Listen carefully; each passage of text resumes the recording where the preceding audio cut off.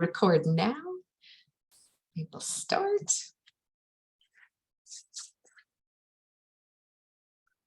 Welcome, folks. Welcome, folks. We'll just be waiting a couple of minutes while folks slide in from their last meeting so that they can get to this one.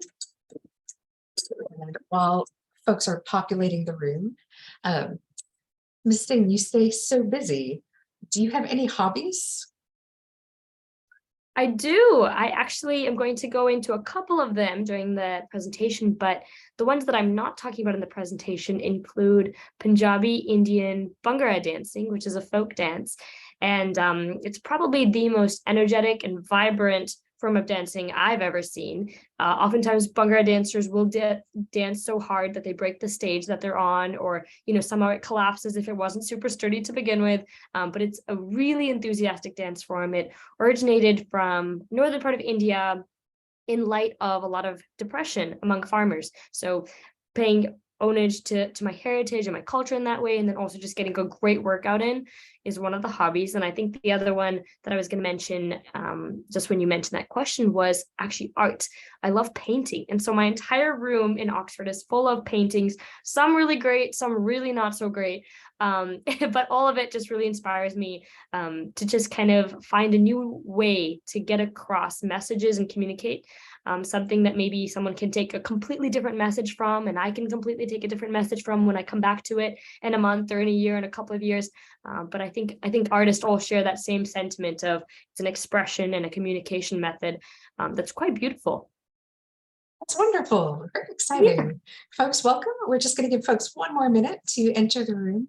It's so interesting that you mentioned the Bhangra dancing. There is a gentleman who has a social media account, and his goal is to bring joy. And that's what he does, is he records himself dancing in different places of the world. And that's I have to say that it does bring joy. I very much enjoyed that. And so that's, I don't know that I could keep up with the cardio of it myself. Colleen, don't worry, I can't keep up with the cardio myself either, I promise. But I love that. I love that about bringing joy. And I think small things like that make a huge difference individually, and then also I think as the group. So love that. Yeah, one of my, I don't know if you can call it a hobby because it's not very active. But I've been watching music reactions of folks younger than I am discovering classic rock, and that also brings me joy. That is amazing. That's fantastic. I need to get on that side of YouTube. All right, folks, thank you for coming this afternoon. In the interest of time, I am going to go ahead and get us started. Hello, everybody. I'm Dr. Colleen Harris, one of CSU Channel Islands librarians. Welcome to Broome Library's Sikh Awareness and Appreciation Month lecture, Courage, from the Perspective of an American Sikh Woman at Oxford University, by Rhodes Scholar Serene Singh.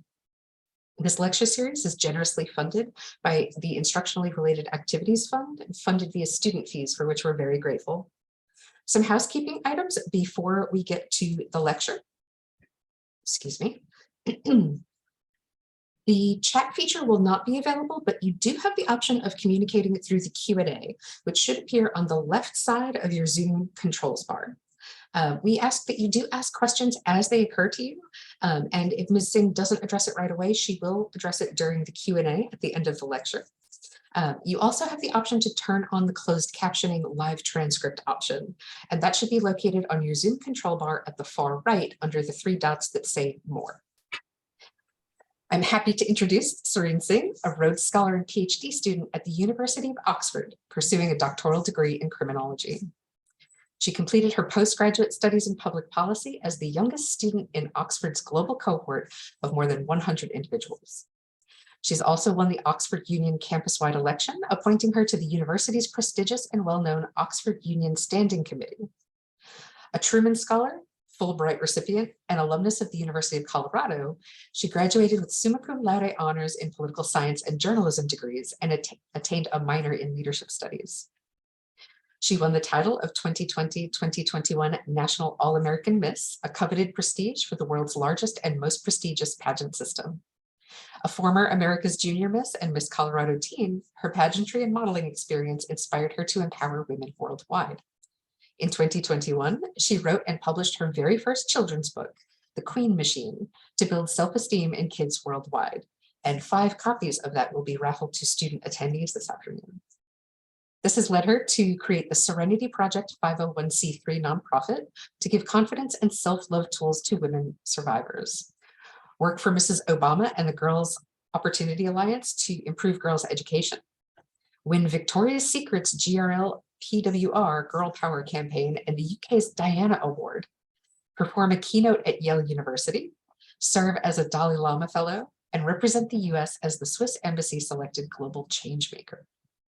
As founder of Hello South Asians to connect South Asians globally, the National Sikh Youth Program, an organization created to invest and mentor young Sikhs, Oxford Bhangra Society, a Punjabi Indian folk dance, and the Rhodes Interfaith Alliance. She cares about challenging stereotypes, fighting injustice, and promoting diversity. Her other hobbies include teaching students public speaking professionally with 3-piece speech, painting, rapping, snowboarding, and videography. She plans to advance her passion for public service to one day serve on the United States Supreme Court. It is lovely to have you with us today. Welcome. Thank you so much, Colleen, and hello to everyone.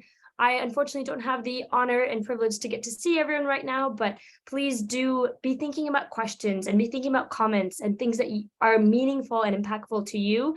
So that way, at the end of the presentation, I can make sure that to whatever is on your heart or your mind, I can speak to that in light of today's presentation and in light of any of the questions that might be coming up for you as a result of today's presentation. So super excited to get started. I'm going to go ahead and share my screen.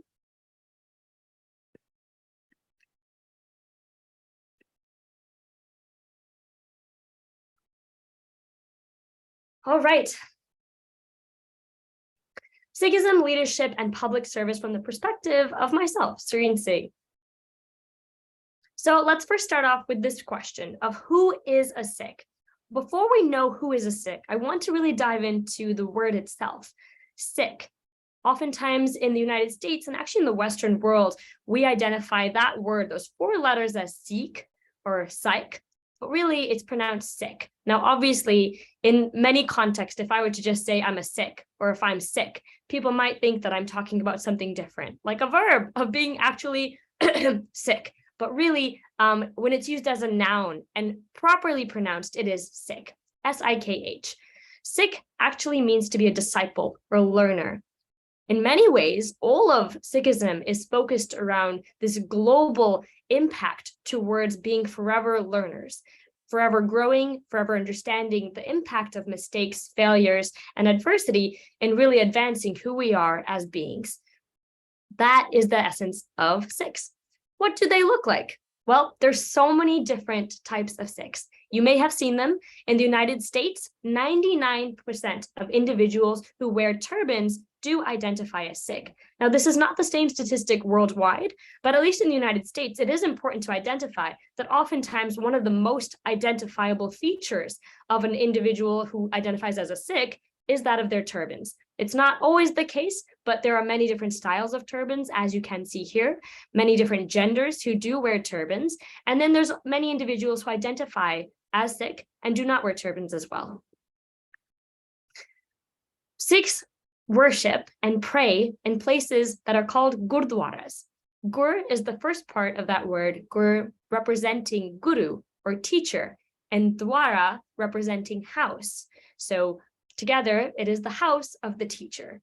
Now, remember, if we kind of almost assume that Sikhism is structured in a way of almost like a classroom or an educational space, we have the learners, we have the teachers. And it's really interesting that the house of the teacher is not one where in which we see priests necessarily or individuals who are constantly preaching, but rather our guru, our living guru, is rather something that we called the Guru Granth Sahib.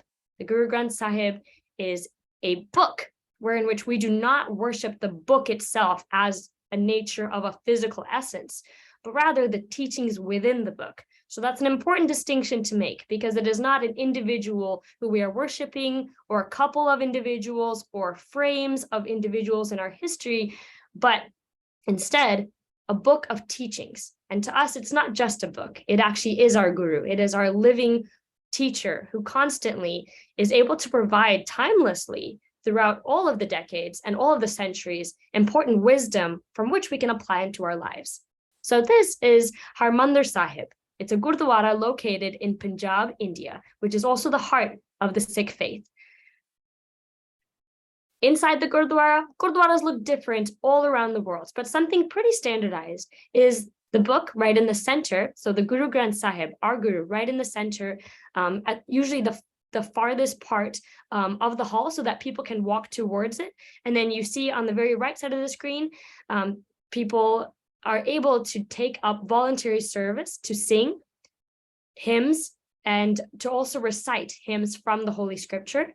And throughout all of this other area, people are able to sit, pray, meditate, reflect, and engage with different parts of Sikh philosophy, theology, and with the congregation as a whole as well. So now we're going to go a little bit into what I thought courage was. And while we're going into this, I want everyone to think about, what did you think courage was? Or maybe in this current moment, what do you think courage is? And what I've done is I've actually engaged with many individuals on this specific topic in terms of research, looking at what do people initially think courage is based on what we were told as little kids. So some of the most common answers I'm going to describe. Risks. It's this idea that as long as I'm taking risks, as long as I'm doing something that maybe is considered risky or maybe potentially a dangerous situation, that's probably taking a lot of courage. What else? What feels right? Now, this one seems a little counterintuitive because sometimes risks don't feel right. But something about courage we found in data is related to this idea of, I know I should go in that path, so I'm going to go in that path, right? So courage might not necessarily be, there's 500 people standing over there, I'm going to go stand over there. Courage might be, there's 4 people standing over there, 10 people standing over there, but I kind of like what they're saying a little bit more. It's pretty risky for me to go with a smaller group anyway, so I'm going to go over there with the 4 people. Courage sometimes in our studies has represented and been synonymous with what we think people would be impressed by. And for me, this is a graph I created on my own in understanding this own concept of courage for myself many years ago, where I thought confidence and a lot of knowledge, and tons of both of them, will inevitably lead me to a lot of success. And I applied that philosophy to almost every part of my life, that with a lot of faith in myself, even if I didn't actually have that confidence, and with a lot of knowledge on whatever that area or sector was, I had to be successful, inevitably. Okay, so as a result of these 3 understandings of courage, myself and many other people in this entire world, I think until we start breaking down what courage means and developing philosophy from which we can substantiate it, we'll act accordingly. So naturally, with that type of a framework, here's actually what I developed for myself. In high school, I continued to pursue the biomedical sciences on a path to becoming a cardiologist. And let me also give everyone a little bit of context for myself. Although you've heard my bio, I promise you, there is no one more poorly suited for the biomedical sciences or to be a medical doctor than me.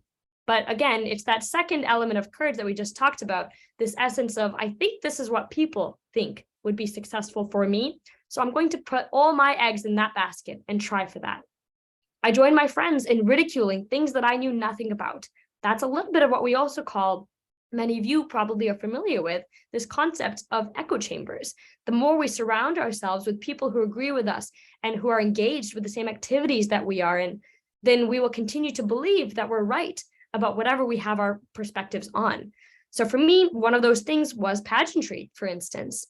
And finally, I stayed away from doing anything that could ever be seen as controversial or not making sense to others. And I want to take a pause there because I want everyone to reflect in this moment. Are you doing anything in your life because other people want you to do it? Are you engaged in anything when really you wonder what it would be like to be engaged in something different? Maybe something of an opposing viewpoint, maybe something that you think might get you canceled or outed in some way. What does that mean to you? How does that feel? Take a quick second to reflect on what it would be that you would want to engage in, to question, to step foot in, to think about, or to give yourself a fair chance in, if it wasn't for a world of controversy, of public shaming, of ridiculing, or in essence, not being part of the echo that is in the chamber. For me, I couldn't do it any longer. Upon graduating from high school, I realized for myself, I was not ever meant to be a medical doctor. I really was curious about something that I felt like I disdained so deeply, like pageantry. I wondered if that was actually qualified hate, or if there was something more beautiful on the other end of it that I couldn't see because of the perspectives I was surrounding myself with. And finally, I wondered what it would be like to engage myself in many more deeper and intentional ways with areas that I felt could be controversial, could be potentially strong points of disagreement with my peers and my community, and even my family. And that seemed way more powerful to me than being on the other end of it. But I didn't want to just lean into my own personal intuition that was probably where I was headed. I wanted to rely on my faith. So what did Sikhi show me about courage? And I want to give a quick note here as well. When I write the word Sikhi, some people might be a little bit confused that I didn't write Sikhism. Although I have said Sikhism in this presentation, something I'm working on is reciting and stating my faith as Sikhi, because Sikhism is a lot more of a westernized concept that we use to indoctrinate many religious groups. But for the Sikh faith, I am a Sikh and I identify with the Sikhi beliefs. Well, looking back at my Sikh history, I want to talk about Battle of Sargari. During this battle, 21 Sikh soldiers fought against an army of 24,000 Afghani militants. This was the only battle in British history where every single member of the Sikh troop was awarded the highest of honors, not because they went into this battle knowing they're going to win, not because they went into this battle with more than enough weaponry and more than enough people, and not because these individuals were in any way 100% certain that they would walk away, but because of their courage to know that no matter what the size of the opponents or the opposing army was going to be, they were going to stand taller, stand stronger, and stand more united. It is that fierce determination in one's belief that inspires me. Ek Onkar. Ek Onkar is quite literally translated to oneness. It's one light that is shared among all of us. In our holy scripture, the Guru Granth Sahib, we as Sikhs we are the only religious group worldwide that starts off our holy text with a number rather than a word. And I think that's quite powerful because that word is not just a random word. That number represents something quite powerful. It's one. It's this essence that even if someone identifies with Sikhi, even if someone identifies with my lifestyle, even if someone identifies with any part of who I am or how I am, actually, we are all more interconnected than that. And we will always be, even if I don't realize that, you don't realize that, or anyone else in the community doesn't see it at front. There's beautiful power in knowing the interconnectedness of all beings, not just human beings. An example of Ek Onkar at play in Sikhism is this concept of langar. Langar is 24/7 free community kitchen worldwide. And it's not just community kitchen, it's also shelter. It's a beautiful concept that is manifested and actually tangibly showing the concept of Ek Onkar in Sikhi, because in many parts of the world, it is the sole reason that individuals are able to go home without being hungry every single night.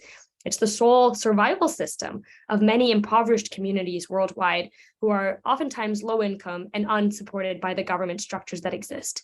It is the Sikh community, the Sikh culture, and the Sikh faith that has enshrined these ideas to ensure that worldwide we continue something called Sarbat Tapala, which I will go into.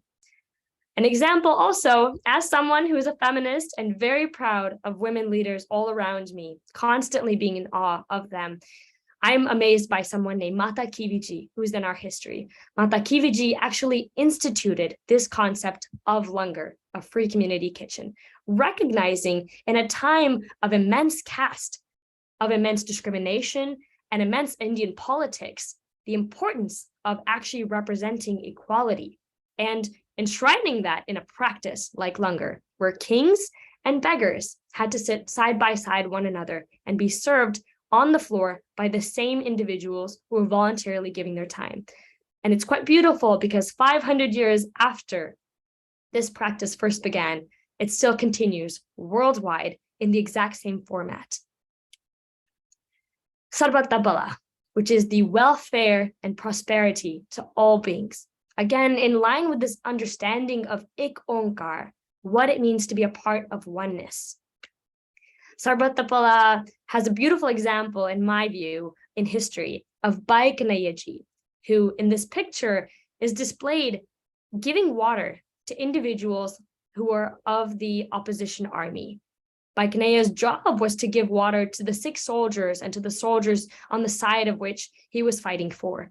But he was quickly seen to be giving water to all individuals, to which people asked, "What are you doing? That water is for us. You're supposed to be supporting our side and our side only."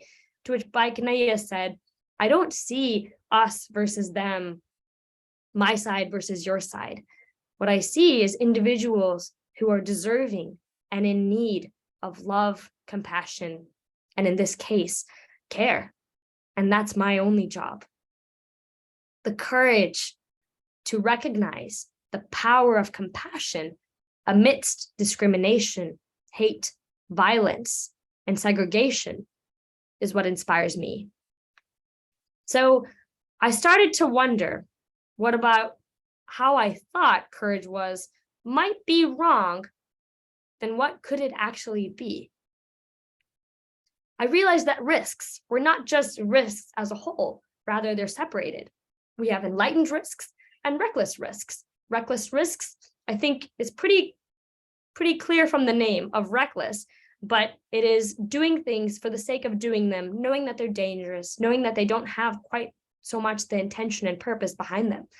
And then there's enlightened risks. And these are the risks that I think actually so much courage and wisdom is found within. These are the risks that I find myself constantly trying to surround myself in.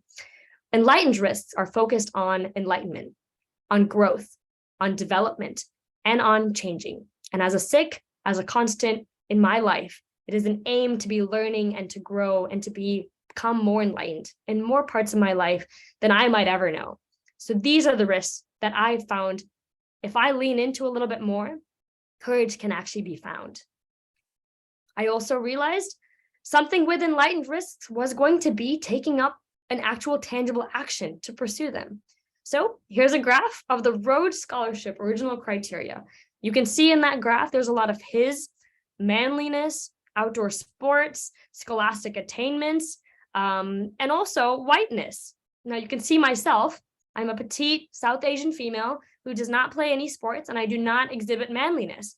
I was not Cecil Rhodes' idea for an ideal candidate for the scholarship that identifies itself as the world's largest and most prestigious graduate scholarship. However, in pursuing this scholarship, I recognized something powerful in enlightened risks, that if I was able to get through a door that was previously shut and locked on someone like myself, not only could I open it for myself, but I could hold it open, wide open, for more people to be able to walk through it. More people who would have never thought someone like themselves or me could have ever had an opportunity like that.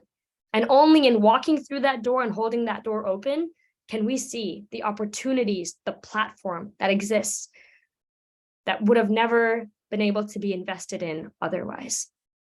Applying for the Rhodes Scholarship and becoming a Rhodes Scholar for me was an enlightened risk that I'm so grateful that I took. Because of that enlightened risk, I have the opportunity to now be at the University of Oxford. And I will go into my degree in a little bit of time, but one of the most beautiful aspects at being at this university as a Rhodes Scholar is endless opportunities to transform what this university has previously meant worldwide. The Oxford Union is a 200-year-old Oxford debating society. It's the world's oldest and oftentimes deemed to be most prestigious debating society and student leadership group. However, within this leadership group, I found it fascinating that never before had a Sikh turbaned individual spoke on Sikhism as an individual at the Oxford Union. Even though there are constant speakers every single day, and even though it is a union that declares themselves to be diverse and focused on commitments towards diversity, this still had not been achieved.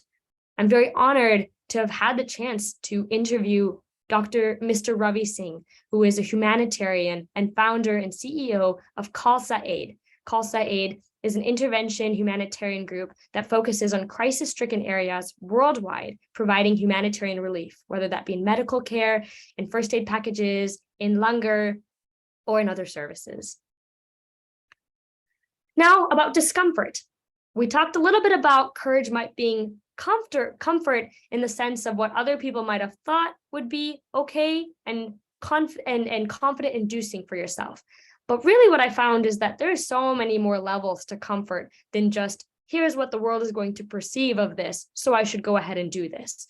There's intellectual discomfort, there's situational discomfort, and there's learned discomfort. All three of these bubbles have such beautiful and important aspects in any form of enlightenment. But what I really want to focus on is actually intellectual discomfort. My PhD research, I don't believe we've discussed yet, but it's quite important to my heart because it is humanizing the women who are on death row within the United States. It is a research field that I myself am constantly finding biases within myself to challenge. It's a field in which I have such little expertise in. So I'm constantly understanding and learning how little I actually know. And the opportunity to work with women who have in so many ways been told their whole lives that their entire purpose is from one certain headline or one certain understanding that the world has of them has really allowed me to become a better Sikh, a more empathetic leader, and someone with a more courageous heart to be able to do more, to serve more, and to give back in more meaningful ways. Finally, remember my beautiful graph with a straight line? I've realized that I was quite wrong about it. You see, confidence and wisdom are both remarkably important, but more important than the two of them is actually the journey to which leads you to an enlightened state of understanding of something so much more profound than what a linear track could have ever given. I found a lot of power in understanding this loop of despair. And I want everyone to think about this a little bit too. In your own life, you might be in that loop of despair where you've tried something again and again and again, and it's not happening, or you keep pursuing an objective or a goal or an opportunity, and it just cannot happen. But really, I want you to reflect on this loop of despair is the opportunity to revise, to iterate, to reflect, to gain more perspectives, to which you can propel and channel that energy into whatever the next step might be. Because it might not be that that exact goal is actually your end goal. There might be something so much more profound and tangible and influential at the end of the line for you. For me, I found that to be the case. Yes, I ended up pursuing pageantry. I knew that there was something in me that always wanted to challenge that bias and disdain that I had towards it. So on the left, you see a picture of me from 2013, my very first pageant, in which I was absolutely wearing flip-flops, my mom's one and only eyeshadow palette forced onto my eyeshadows, onto my eyelids. And then you see a little bit of progress and change over the many years. And on the final picture on the right, it is my title as the 2020-2021 National All-American Miss. And now, granted, I can't go into deep detail during this presentation on why pageantry, how pageantry, and the ways that it shaped me and changed me. But I will say this, the impact that I've had because of pageantry and the skills and tools that it's given me can be shared right now. From founding the Serenity Project nonprofit organization, in which we work with women survivors worldwide in empowering, uplifting, and propelling their stories in whatever ways can be most meaningful for them every single year, has allowed me to understand that the effect of pageantry was not a crown and a banner, but rather an opportunity to give back and serve with the skills and knowledge and wisdom that I gained from pageantry to women who potentially would have never seen themselves on a runway before, would have never seen themselves finding a cohort of fellow survivors, of fellow individuals who are focused on using their most difficult, challenging stories and transforming that into something they seem to be empowering and powerful. That type of impact I would not have ever received if I did not find that loop of despair for myself when it came to pageantry and use that to propel me into something more powerful. I also wrote a children's book just last year titled The Queen Machine Book. And the book is aimed at doing that same thing about empowerment, uplifting, and confidence. And most importantly, building self-compassion tools among a group that I find, especially in the United States, to be remarkably important to invest in at that age.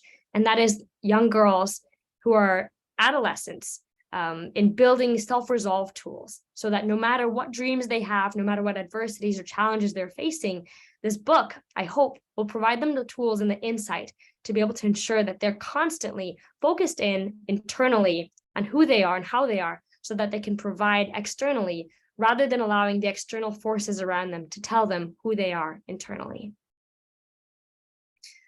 So what is courage then? Well, based on my Sikh leadership and based on my journey within that Sikh leadership in many different fields, some of which I've shared today, I found it to be the intersection of three important bubbles. One being the noble purpose or goal. What is that ultimate impact that we hope to see? Is it empowerment? Is it knowledge? Is it the opportunity to change some part of the world? What is the fear or threat? And don't be so alarmed by threat. Think about it as risk. What is the enlightened risk? What is that space that you are stepping in on that other people might say, hey, that's a little bit of a danger zone? There has to be an element of fear, of threat, because courage requires us to step aside and away from what exists currently. Volition. Volition is about agency. It's about determination and stepping into a space with confidence and with zeal. That is the third aspect that I think is also a little bit harder to address directly because it requires a lot of sense of self-resolve. And that's, I think, what comes about when there's enough reflection into those other two bubbles. And there we have it. There's courage.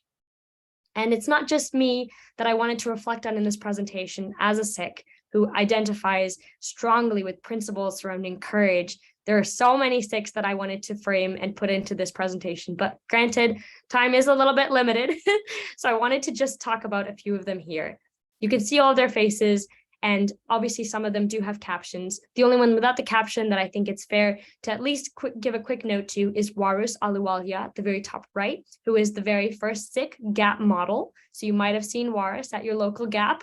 Or on billboards in New York City. There are so many different Sikh models who exist now. Warus was one of the very first ones to do it in the early 2000s, I believe.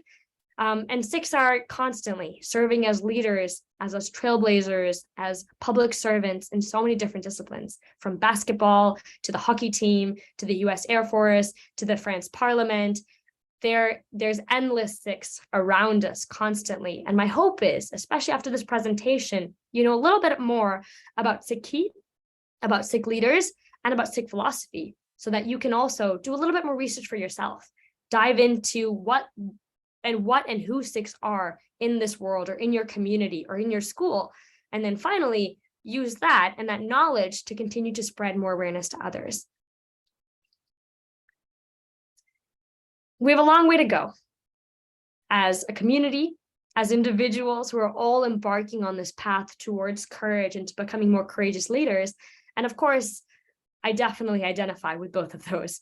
There is so many things left to be done. And remember, as Sikhs, our community strongly identifies with the notion that we are always going to be learning. And so this objective of I am here, I'm at the final destination, doesn't really exist. Courage is an ongoing process. It's one we are constantly iterating and relearning and unlearning.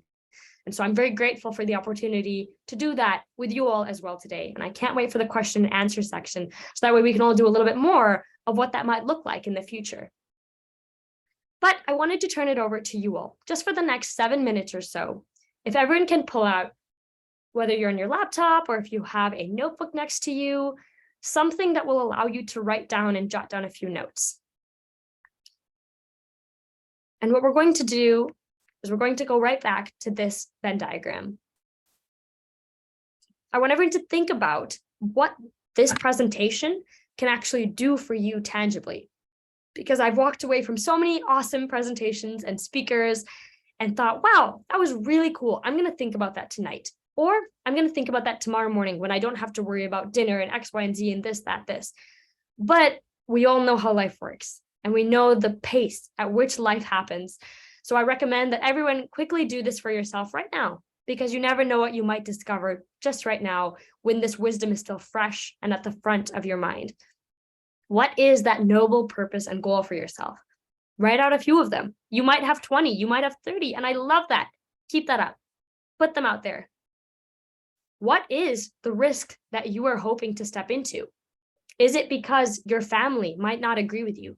Is it because your community might see it differently? Is it because your political sphere might have qualms or confusions about what it is you're doing? What is the fear at which you are trying to explore, to investigate, to dig deeper in? And finally, how are you going to ensure that you have agency to do it? Because the other side of any bit of fear is the importance of confidence, that regardless of what happens or who says something, you're going to go full force in trusting your own intuition and your own agency to make that decision.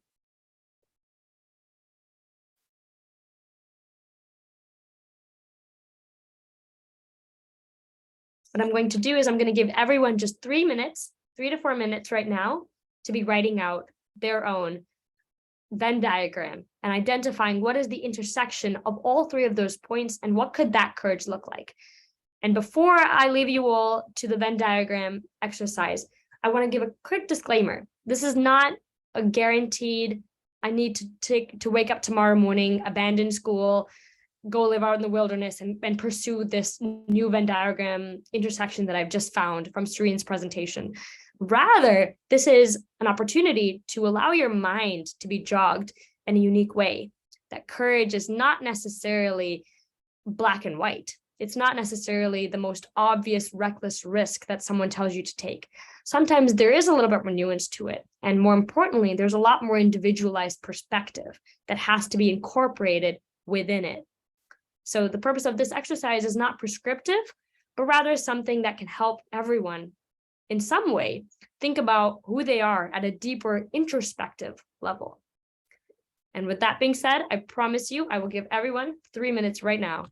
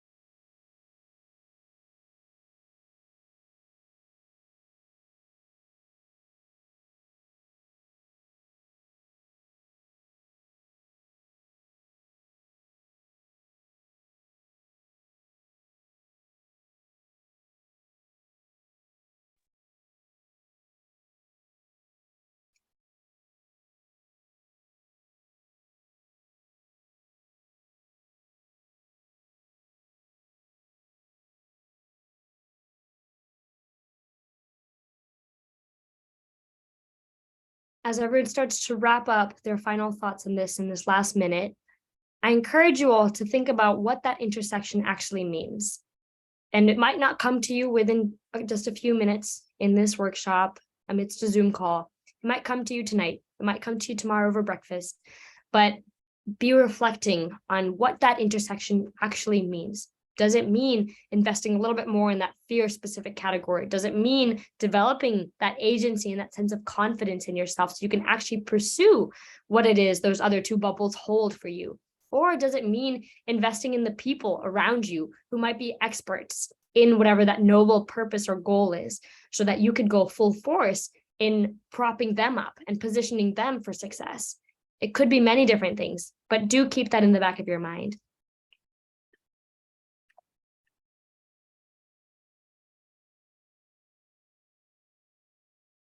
And as we round off today's presentation, I wanted to finally just give a huge thank you to Dr. Colleen Harris for the invitation to be here today. Thank you to each and every one of you for making time to also be here on this presentation and be here on this call right now. It means so much to me to know that even though I'm across the world right now, there are such remarkably wise, investigative, reflective, thoughtful beings on the other end of this screen who are thinking about an important cause to myself, and important things that are going to be, I think, especially in this next decade, really critical for all leaders to be engaging in properly and fully, in order for the changes that we hope to see in this world to actually happen. So do know that this is just as meaningful for me as I hope it is for any and each of you, to be here today, because for me, it's not just speaking to a screen. It's a belief and a hope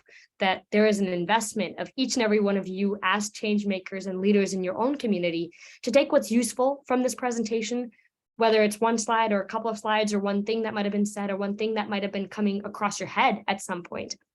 Take whatever that is and allow that to channel and to propel whatever it is your next journey as you continue to make impact. And that is all I can ask for, and that is all I would want to ask for. So thank you again all so much for being here. I appreciate it. And back over to you, Colleen. Serene, that was really lovely. Thank you so much. The Venn diagram exercise is the first time in a very long time that I have thought about something further away than the immediate to-do list. And that has quite the impact that I'll be thinking I appreciate that. Yes. Let's go ahead, folks. If you have not already ended up in the Q&A, please engage. Serene is here to answer your questions. Someone's mentioned they are reading See No Stranger by Valerie Kaur. It's outstanding. So he says, thank you for your inspiring story. And we love your enthusiasm and positivity. Absolutely. Mm-hmm. It's really, it's a lovely way to enter the weekend. And so folks, don't be shy. Jump into the Q&A and we will go ahead and get Serene to answer. And if not, I will just bother her with my questions. I love your questions. But yes, everyone, please. Also, another quick thing that I always like to say, I remember whenever I'm on any presentation in general, but especially on Zoom presentations, I always feel like people are going to judge my question. They didn't focus on this enough for me to ask this question. It's going to seem irrelevant. There is no such thing for me. I promise all questions are really valid, important questions. And it is true that someone else at some point has thought that exact same question that probably has popped up in your head. So please, no questions are not fair game.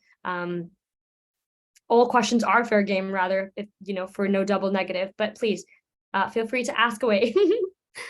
Somebody asks, Serene, you are so inspiring. Who is your biggest role model?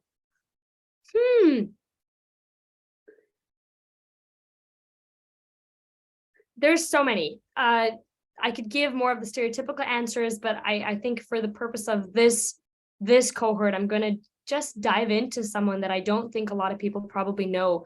And that is actually the founder of the Sikh faith. Guru Nanak Dev Ji was someone who was born into a very religious household that was really focused on segregation, on hierarchy, on ensuring the caste system and protecting what was the system around him at the time. And although that was the world in which he was brought up in, it was not the world in which he envisioned for himself. And there's something really powerful about identifying at a very young age what that difference was, because we all see the world that we're in and we think, yeah, this is the world I want to have. And maybe I can make this smaller change here and there, but not, I'm going to flip it on its head and completely transform all of it. And that is, I think, one of the most powerful aspects of the Sikh philosophy, that whether it be the caste system, whether it be women being equal to men, whether it be the way in which the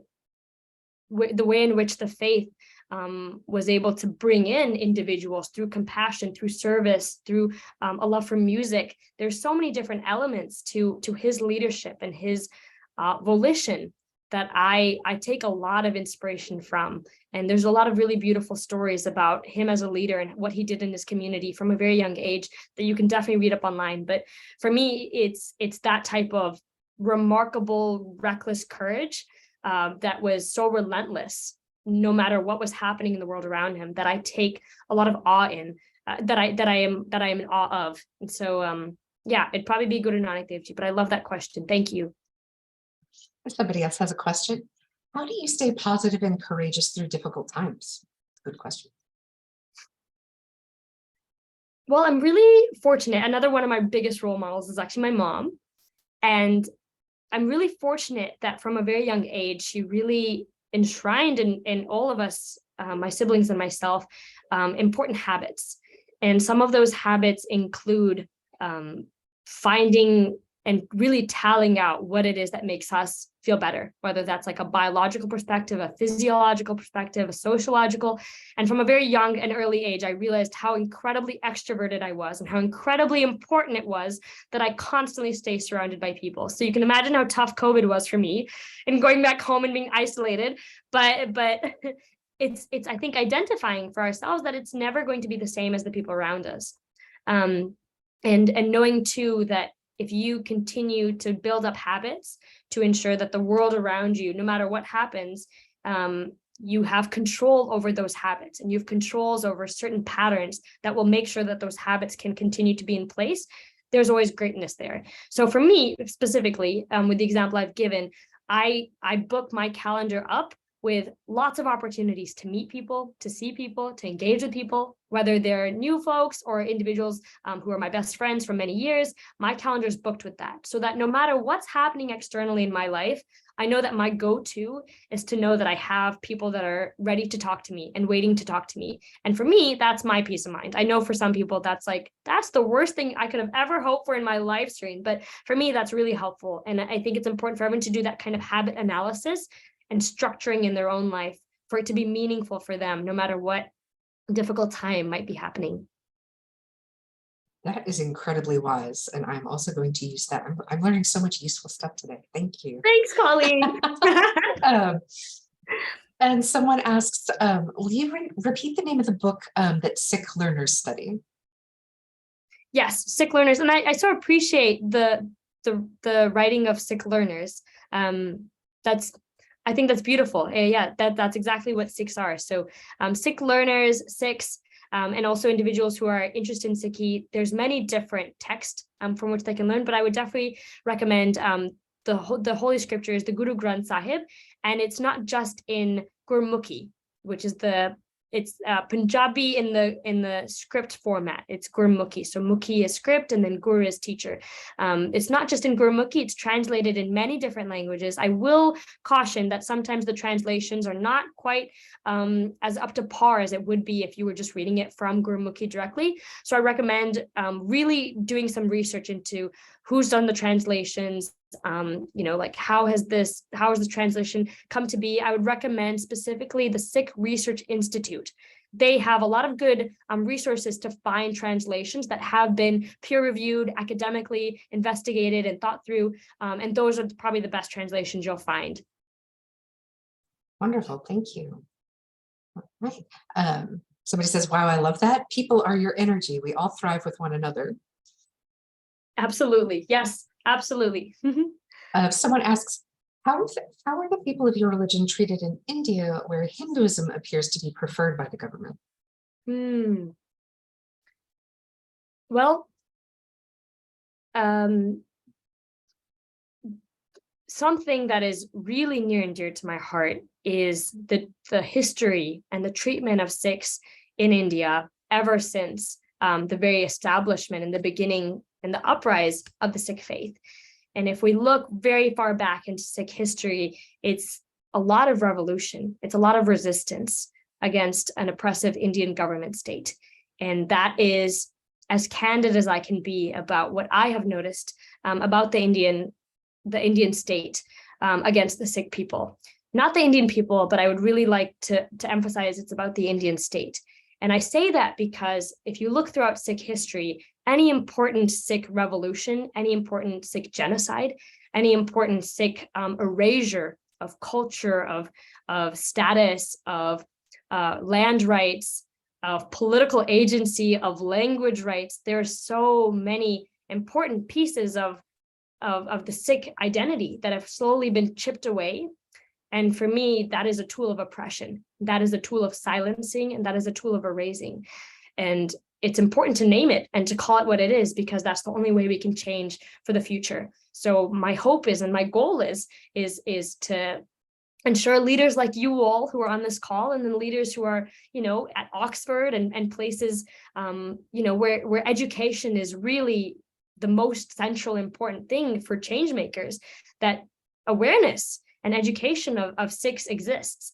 So that way those leaders can take those tools and those awareness and understandings of the Sikh community and apply them to places where oppressive regimes continue to exist and thrive off of the benefit of not just Sikhs, but many marginalized groups and many groups that have continued to resist and revolutionize throughout history, but I strongly believe deserve a chance to be sovereign and self-determined. And so that's my strong opinion on the Sikh community in India. And I appreciate that question a lot because it's something I'm very passionate about. Thank you for that. And somebody asks, Serene, what are your plans for the future? Do you have any ideas or plans on how you're going to continue to impact people in the beautiful way that you have? That's very kind. I appreciate that. Well, I think one thing that is definitely clear from my own personal history and throughout this presentation is a trajectory that sometimes doesn't necessarily have a linear path. And it doesn't necessarily make sense to many people on the outside, but I promise not always to myself as well either. I always say that the dots in life don't make sense as you go forward, but they make sense when you look backward. And I really believe that to be true, that now looking back at my life, thus far, I can directly correlate and connect why pageantry, why did I continue to pursue X, Y, and Z paths, and how Sikhi has informed all of them in the beautiful ways that it have. But I guarantee when I was going through it, it didn't make sense. So in terms of for the future, they might seem like more random spotted map, points on the graph, but I know in time they'll connect. And that includes continuing to invest in pageantry, that includes continuing to invest in the women I work with, and have allowed me to have the opportunity to study their lives and their experiences who are on death row in the United States, to challenge my own beliefs and understandings of other areas that I know I'm biased in.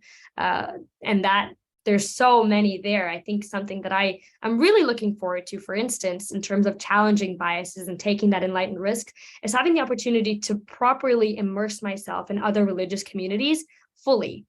Not as an individual who is going to a specific seminar of someone of a different faith and checking off a box, but really like a long, immersive, week-long, month-long, 3-month-long opportunity to be amidst people of a different faith, of a different theology, of a different philosophy, because I do believe that ikonkarness, that oneness, that connectedness that we all have, in order to properly, tangibly put it into place, even for my own passion towards my faith as a Sikh, I have to be able to apply that to all people. And I have to be able to find that in all forms and walks of life and philosophies of life, which I'm really excited about in the future as well. Thank you. All right, folks, we have a bare few minutes left with Serene today. So don't be shy about filling out that question and answer box. I have a question that's related to your research, actually. Okay. Working with women on death row in the US, are you working with them digitally? How did that IRB go for you? Yes. Oh my gosh, Colleen, you say IRB, and I have a little bit of like, oh my gosh, I remember what that was like in undergrad. what a process. But we have a very similar thing out here in the UK, and the ethics board has actually been remarkably understanding about the importance of the novelty of this research, but also obviously the safety of what it means for their emotional health, their physical health, their well-being, and then also my own as a researcher. And so I think, although it's been balancing both of those and seeing what that looks like, it's also been a lot of understanding that such research has not been done before for a number of reasons, and to continue to steer away from it, or to not engage with it, or to not allow the research to continue in the way that it needs to have that meaningful conversation exist, is probably not also the best opportunity or reasoning. So I'm lucky, I'm very fortunate to be at a university that pushes for that kind of excellence in the researchers and the type of research that we want to do that's ethically based. So for me specifically, we're still working out a lot of the nuances of what is the easiest, best, most ethical way to continue on the research, given time, the time constraint, given the language constraint, given the distance, the safety of prison systems. But a lot of it is going to be written digitally. And some of it will be engaged with in person, with not necessarily the specific individuals in prison, but sometimes people external to them who are, knowledgeable about the issue, knowledgeable about their lives and their experiences. So I'm looking to just engage with people in the ways that they see most best fit for them based on where they're at their current point. And that flexibility allows for what we call narrative criminology. So it's going to be a lot more of a rich, robust, in-depth research rather than a quantitative metric analysis, if that makes sense. It does. It does. I know that our university right now, as we expand our offerings, is considering developing not a criminal justice degree, but a critical criminology degree in the interest of equity. Colleen, you have to keep me posted on that. I would love to be a part of that in any way I can. I think that's so important. Yeah, and I expect to be in touch to ask more about your research and have you come back and present about that as well. Yes. For the folks who are still with us, do be sure you will get kicked an automatic email after the event ends, approximately an hour after ending. Do fill out our feedback form because it allows us to continue to put on programming like this and bring folks like Serene to come talk to our community. So thank you if you would do that. And if Sikhi and learning more about the Sikh faith is of interest to you, I can say that Dr. Nikki Singh from Colby College will be talking about the illumination of Sikh art and Sikh poetry for our April National Poetry Month lecture. So do stay tuned and keep an eye out for that. Serene, thank you so much for being with us today. I cannot tell you how much I appreciate you being with us and also the light that you bring with you. Thank you, Colleen. This opportunity has just completely made my night. I am going to be going to bed a very, very happy individual and so grateful and honored to have been with you all today. And thank you again, Colleen, for finding me and for this opportunity. It means so much. Absolutely. Thank you.